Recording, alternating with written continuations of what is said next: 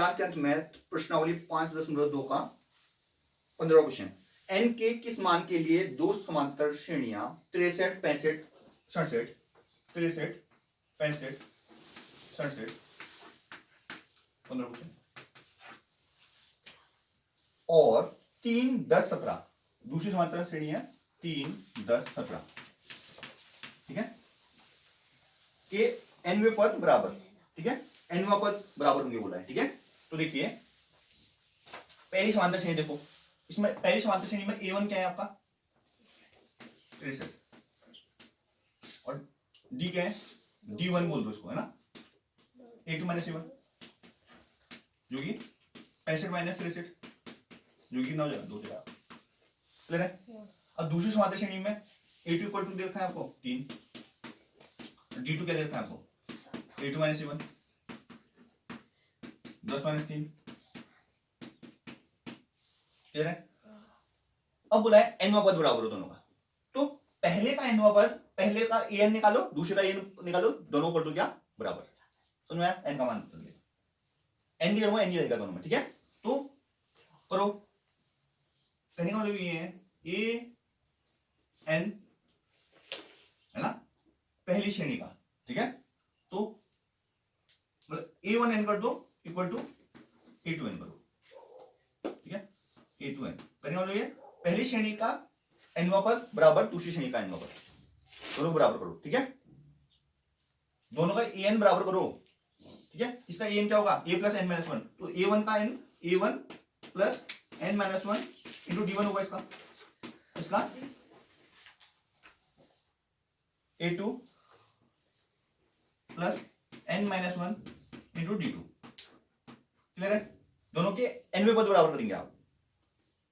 n के किस मान के लिए, तो n का मान निकालना है ना आपने, तो nवां पद बराबर करेंगे, ठीक है। इसको ऐसा नहीं करना है आपने, तो इसका an निकाल दो a plus N minus one into D से, इसका an निकाल दो a plus N minus one into D से, दोनों को बराबर कर दो, तो वही तो मैं भी कर रहा हूँ, क्लियर है। A1 क्या है आपका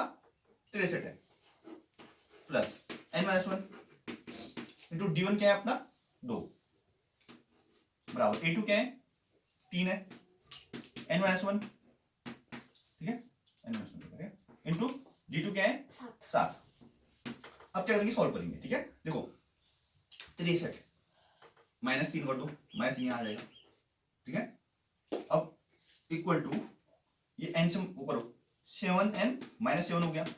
और ये वहां जाएगा देखो माइनस 2n हो जाएगा, और ये माइनस 2 आ जाएगा प्लस 2 हो जाएगा, समझ में आया। अब क्या करेंगे 63 से 3 घटाया 60 आएगा बराबर 7n में से 2n घटाएंगे 5n आएगा और माइनस 5 आएगा, ठीक है। तो 5n इक्वल टू क्या हो जाएगा 60 प्लस 5, मतलब 5n इक्वल टू 65 हो जाएगा, n इक्वल टू 65/5 हो जाएगा, तो 5 ही कम 5, 5 या 15, तो n बराबर कितना आ गया 13 आ गया, समझ में आया। दोबारा समझा रहा हूं एक बार, ध्यान दीजिए। तुमको जो क्वेश्चन में बोला गया था कि दो आपको समांतर श्रेणी दी थी, दो एपी दी थी, है ना, उनमें क्या बोला था आपको कौन सा पद मतलब बराबर होगा, ठीक है। तो हमने माना इसका कौन सा पद बराबर होगा एनवा पद बराबर होगा, तो पहली श्रेणी का पहला पद A1 माना और सार्वंतर D1 माना, दूसरी श्रेणी का पहला पद A2 माना और सार्वंतर D2 माना, ठीक है। अब इनका एनवा पद बराबर होगा, एनवा पद मानते जानते हैं अपन a plus N minus one into D होता है, ठीक है। पहली श्रेणी का एनवा पद और दूसरी श्रेणी का एनवा पद बराबर कर दिया, तो A1n बराबर A2n कर दिया, ये an ही है, पर A1n का मतलब है पहली श्रेणी का एनवा पद, A2n का मतलब है दूसरी श्रेणी का एनवा पद, तो एनवा पद क्या होता है a plus N minus one into D होता है, ठीक है। तो A1 का A1 plus N minus one into D1 होगा, क्योंकि n का मान इक्वल होगा ना, तभी तो बराबर है, कौन सा पद एनवा पद बराबर है बोल रहे हैं अपन, तो n का मान दोनों का बराबर होगा तभी तो।